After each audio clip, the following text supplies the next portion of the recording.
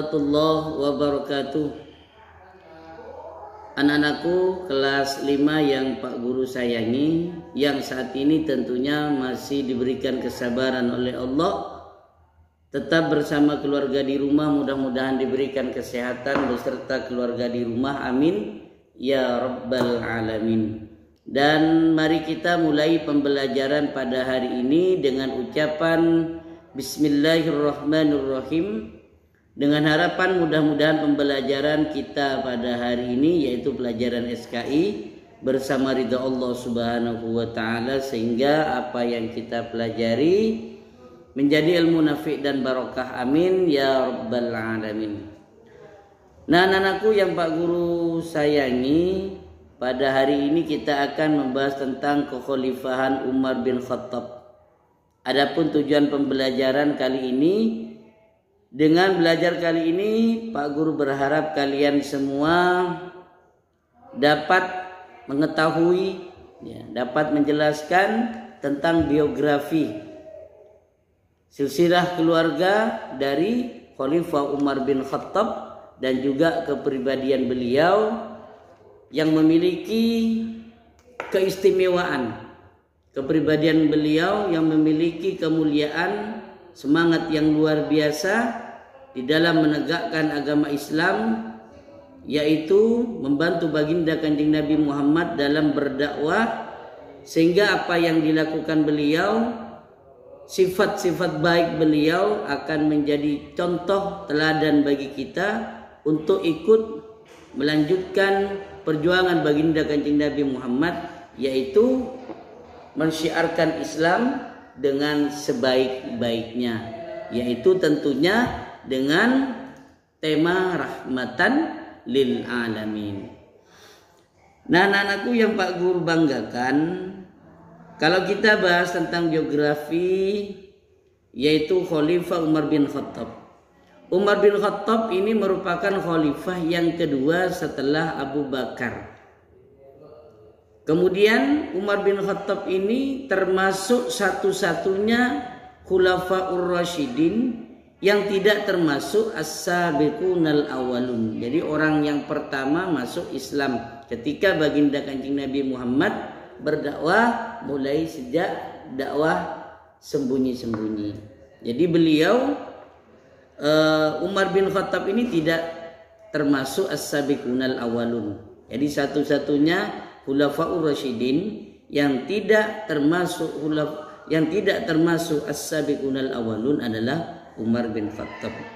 Umar bin Khattab ini lahir pada tahun Masehi, yaitu tepatnya 581 Masehi. Jadi Umar bin Khattab ini lebih muda 10 tahun dari baginda Kanjeng Nabi Muhammad. Dan tentunya ketika ditarik secara kekeluargaan, baginda Kanjeng Nabi Muhammad secara kekeluargaan ditarik ke atas hingga nenek moyangnya. Kemudian Umar bin Khattab juga ditarik ke atas.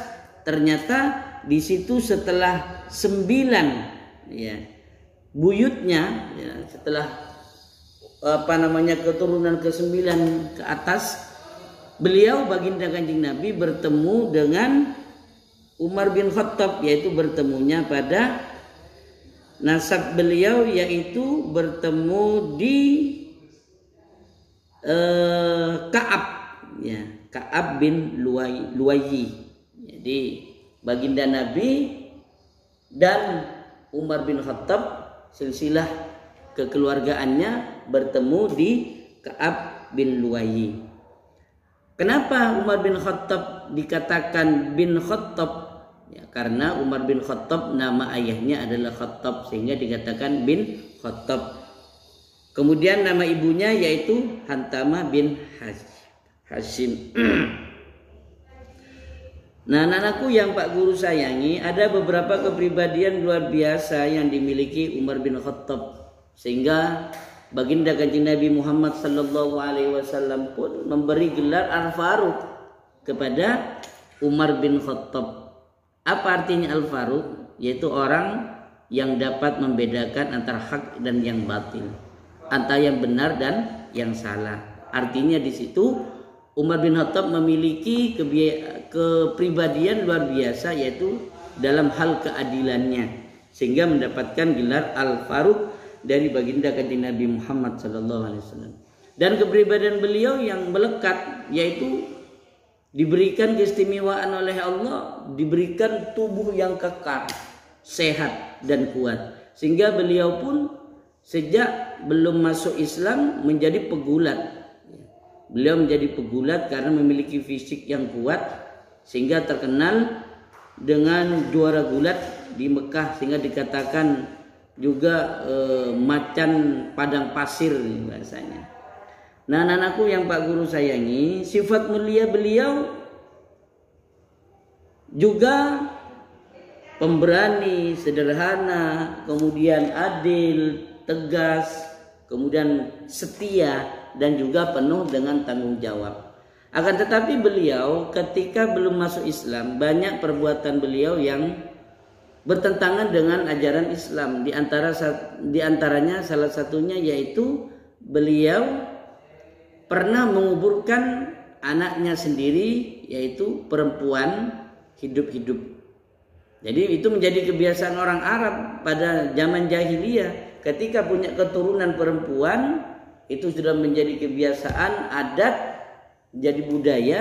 Setiap anak perempuan yang baru lahir itu dikuburkan hidup-hidup. Dan itu juga pernah dilakukan oleh Umar bin Khattab ketika beliau sebelum masuk Islam. Dan sebelum masuk Islam pun beliau juga memiliki gelar yang diberikan oleh masyarakat Arab, di antaranya yaitu gelar yang diperoleh adalah Abu Hafs, yang memiliki sikap cerdas yang suka berunding. Jadi mereka memang memberikan gelar itu karena Umar bin Khattab memiliki kepemimpinan yang luar biasa. Beliau itu senang berunding dan juga memiliki sifat yang cerdas.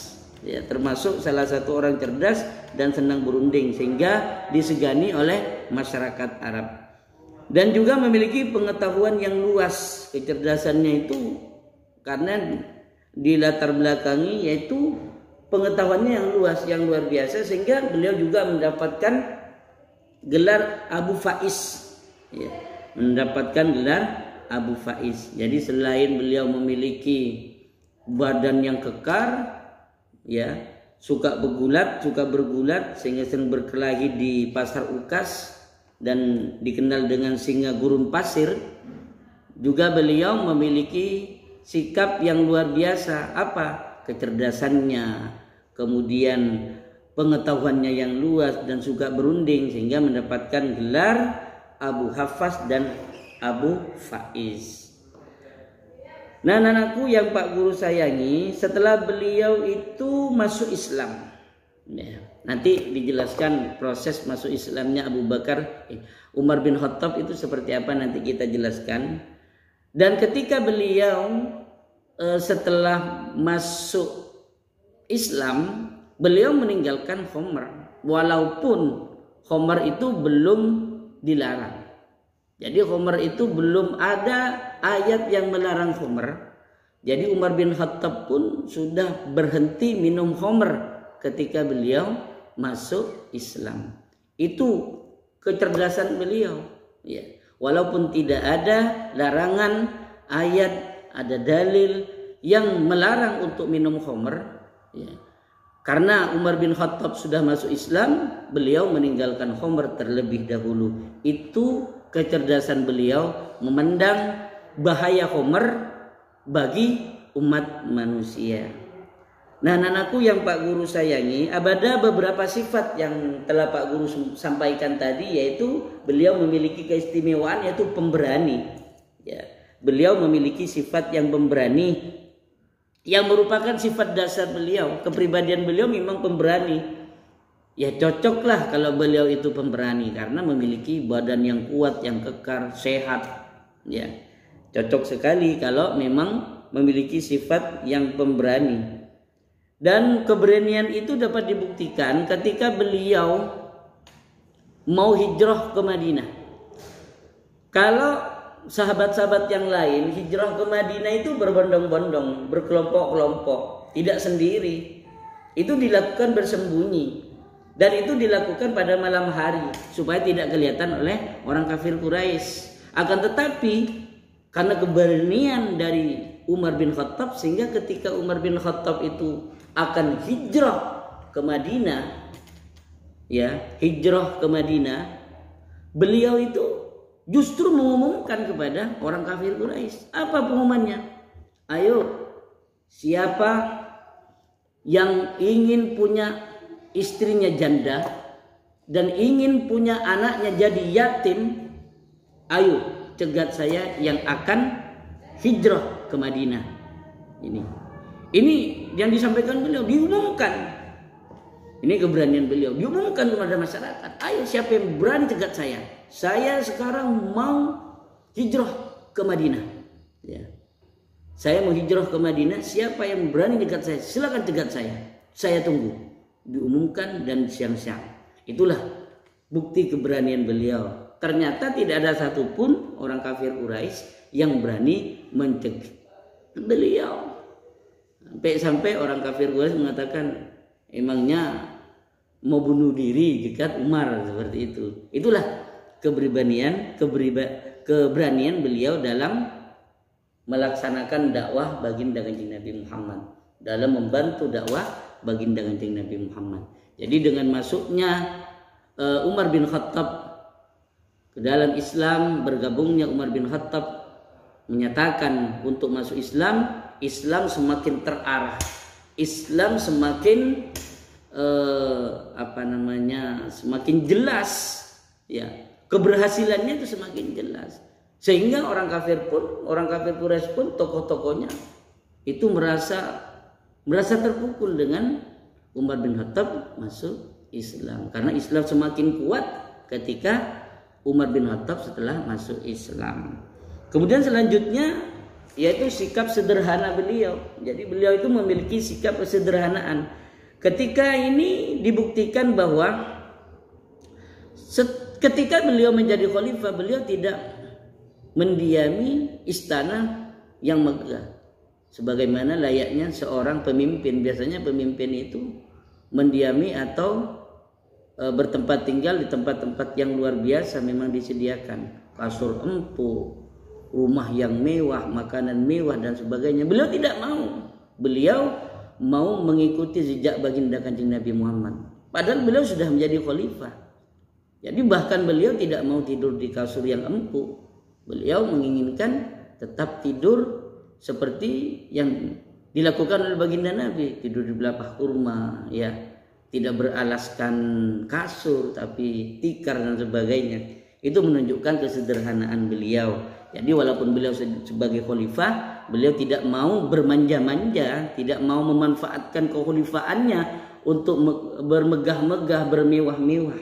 Ya. Kemudian beliau juga tidak pernah memakai baju kebesarannya. Jadi biasanya seorang pemimpin, raja, menggunakan baju yang luar biasa, mahkota yang luar biasa. Tetapi beliau, bentuk kesederhanaan beliau, sehingga beliau tidak mau menggunakan baju kebesaran atau busana kebesaran seorang khalifah. Nah, bahkan dalam hikayat, dalam sejarah itu, bajunya beliau banyak jahitannya, ditambal-tambal, sehingga ada yang mengatakan ada 12 tambalan, ada 12 jahitan. Ya, ini sangat jarang ditemui seorang pemimpin itu yang memiliki baju yang compang-camping, artinya baju yang robek-robek. Ya, biasanya pemimpin bajunya kan luar biasa, pakai mahkota, berhiaskan emas dan sebagainya, kalung dan sebagainya. Tapi beliau tidak mau menunjukkan kemewah-mewahannya menjadi khalifah, sehingga beliau hidup sederhana sebagaimana yang dicontohkan oleh baginda Nabi Muhammad sallallahu alaihi wasallam. Nah, anak-anakku yang Pak Guru sayangi, hanya 2 ini yang dapat Pak Guru sampaikan, yaitu kepribadian beliau, yaitu yang pertama adalah pemberani, yang kedua hidup sederhana. Dan insyaallah minggu depan kita akan bahas lagi, yaitu sifat beliau, kepribadian beliau berupa adil, kemudian tegas, setia dan tanggung jawab. dan kita insya Allah kita lanjutkan pada pertemuan yang akan datang. Jadi sebelum Pak Guru akhiri, Pak Guru simpulkan pertemuan pada kali ini, Umar bin Khattab itu termasuk salah satu khalifah yang kedua dan satu-satunya khalifah yang tidak termasuk as-sabiqunal awwalun adalah Umar bin Khattab.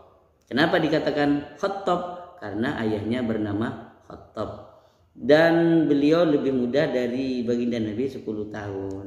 Nah, hanya ini yang dapat Pak Guru sampaikan. Mudah-mudahan berkah, bermanfaat bagi kita semuanya, dan Pak Guru berharap kita semua akan menjadikan teladan perjuangan beliau, semangat beliau dalam menegakkan agama Allah, melanjutkan dakwah baginda Kanjeng Nabi Muhammad. Dari Pak Guru akhiri dengan ucapan alhamdulillahirabbil alamin. Allahul muwaffiq ila aqwamit thoriq. Wassalamualaikum warahmatullahi wabarakatuh.